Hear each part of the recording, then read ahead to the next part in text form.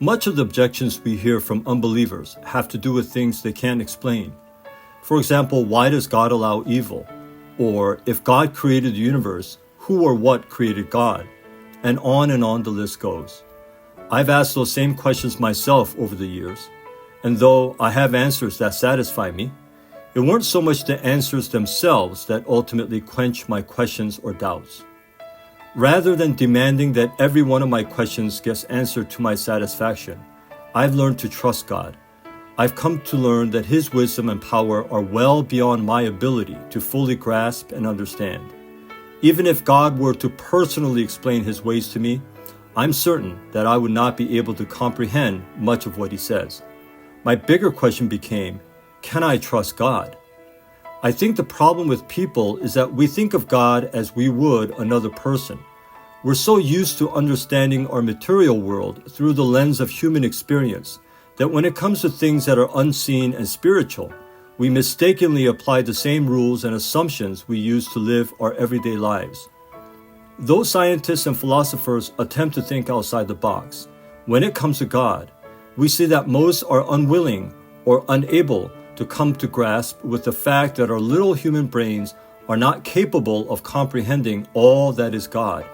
Yet we insist on it, or at least that's the reason many people give for not believing in God.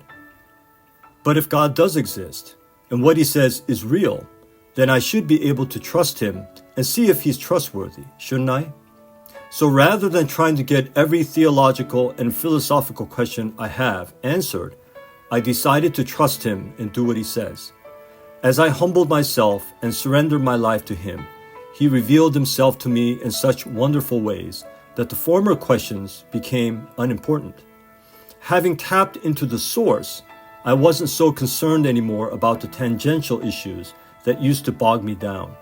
I didn't care anymore about doctrinal intricacies or the many evidences for the Bible like I did previously. I was content with not having crystal clear answers to many questions as long as I had Jesus. Rather than focusing on trying to understand Him, I have learned to love and trust Him. And in doing so, I see that it's really not that important to get the answers.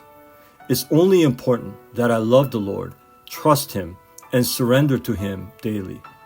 I've come to the realization that He is the answer.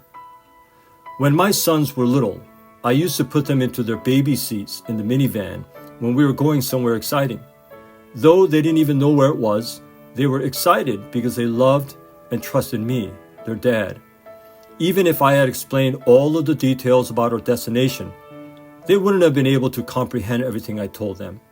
They didn't care about all the details. They were just happy that Daddy was taking them somewhere fun and exciting. It's not much different with God, except now I'm that little child in the baby seat, and I'm excited that my Heavenly Father is in control. Though I may not know all of the details, I don't care. As long as I have Him, as long as I'm in Him and He in me, it's all good.